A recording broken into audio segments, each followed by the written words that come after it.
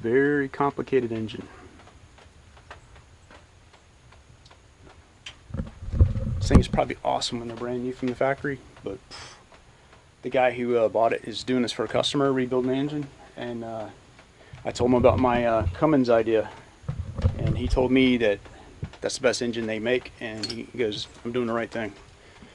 So, and he's a mechanic, or anyway, he owns a shop, so back to work. Got to get this thing out and get it to him. I told him I'd have it out by Friday, which gives me 4 days.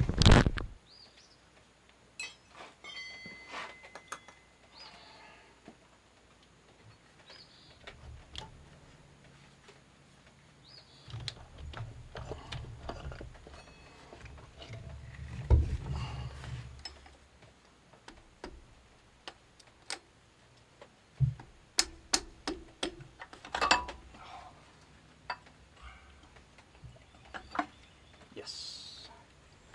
Whew. So close to getting this thing out. Did I happen to mention that this is a hard job? Messy job? Working on diesels, man, I'm telling you. Whew. I would not want to do this for a living. This is tough work. Hats off to anybody who does this for a living. Man, it's rough. So anyway, this is like day 2 or 3 on this thing, yanking it out of here. Had everything disconnected, engine mounts, the transmission's disconnected, and what I thought was the torque converter bolts. But it turns out that the 6.0 diesel has 6, which if you look down here, I pulled out, well, you can't see them now, but I pulled out 6 torque converter bolts. And I can't even turn this engine over by hand. I don't have any special tools to turn it over because it's a diesel. So I was using a starter to flip it over. I thought I had them all out, and then I went back and was reading on the 6.4 has 8 converter bolts. Oh, so I got the starter out and I got the engine pulled forward, so now I got to put everything back, put the starter back in so I can rotate the engine so I can get those last 2 bolts. Fun. Would have saved myself a lot of work if I would have read a little bit more earlier.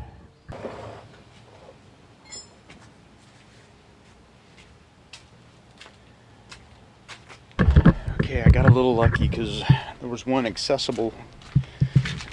Now that I got the transmission pulled forward, let me show you guys. Hopefully you can see it.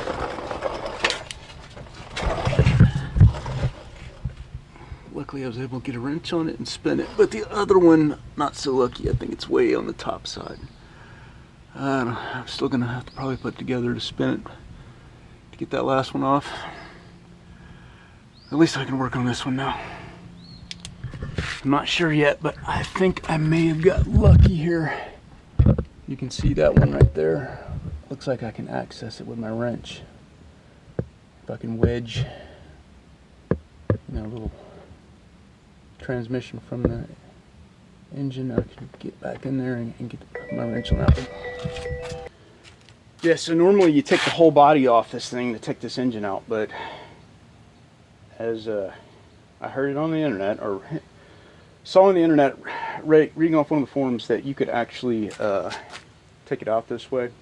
You just got to take the engine mounts away from the engine and leave them on the body, and then tilt the motor with some leverage on this front pulley, tilting it back. I think I'm ready to take this thing out of here now. Make sure I don't have any grounding straps. Okay, that's just going behind the engine. Everything looks good there. On this side, I don't know. I think I'm good over here too.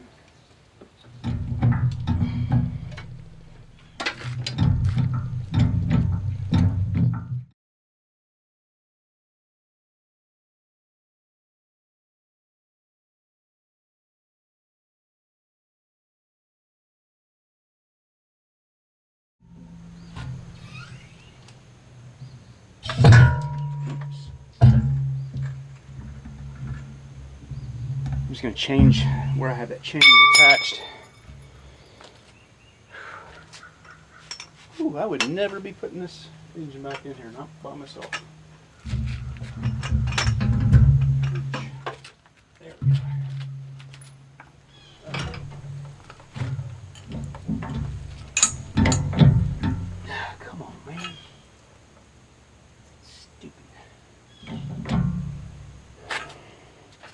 I don't condone pulling an engine this way, by the way. I just didn't have any other choice.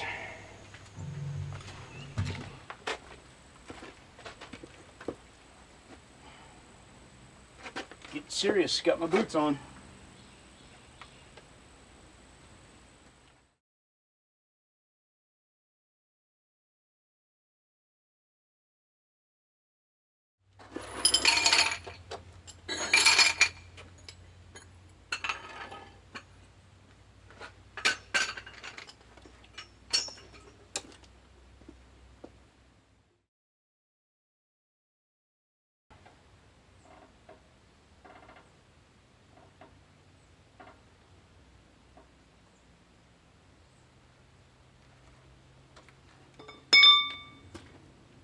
Take this measurement since I won't have this engine later, and it'll probably come in handy if I need to make any changes.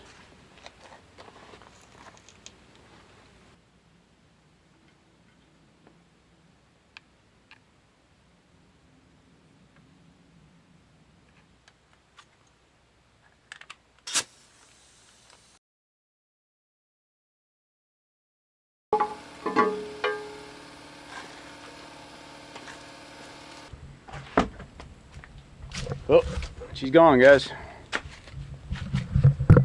Buyer came and bought the engine out of here, and I don't believe that engine was in usable condition whatsoever. When I took the thing out, you know, I saw all kinds of crazy stuff with it. I mean, it was not in good shape for sure, especially not with 160,000 miles on it. For a 160,000 mile diesel engine, it didn't look like it was in that good a shape. So, got the back plate off the Cummins here, and I've got an issue since I pulled the engine out, and I kept as many sensors as I could. I don't know if you can notice here, but I've got you know, all the temperature sensors. I've got the where is it? Fuel pressure sensor. I've got cam position sensor, crank position sensor, you know, all the temperature sensors, air conditioning sensors and everything still in the vehicle, and I kept as many of those as I could possibly. But I still have an issue.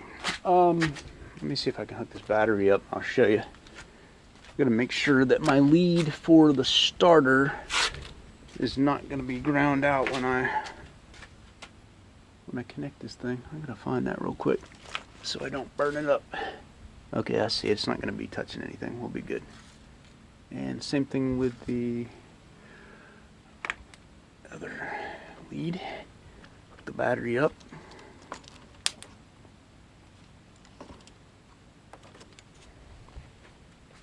All right. So after pulling the engine out, the PATS security system is enabled now, which in this vehicle it means you, let me turn this off. See the security system light? That means something, the engine's not making connection, and it also means that I have no chance of putting this thing into neutral to be able to roll it around if I want to. This thing is locked down and the truck's stuck right where it is. But I read on the internet that the CAN bus wires need to be looped back so that they make a connection. And I've got those wires picked out. Let me turn this off real quick. And plus I'm going to have to disconnect my battery while I'm working on this wiring. I know these keys are programmed because it was working before. And let me disconnect the battery. Alright. That ground can stay connected. Alright, CAN bus wires. Where it starts is up here near the engine connector, which is right here. And it's supposed to be the white wire with the blue stripe and the two solid white wires.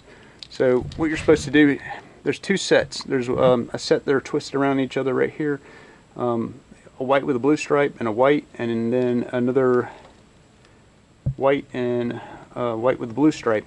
what you're supposed to do is disconnect this, connect the two whites together, connect the two white and the blue stripes together to complete the CAN bus circuit.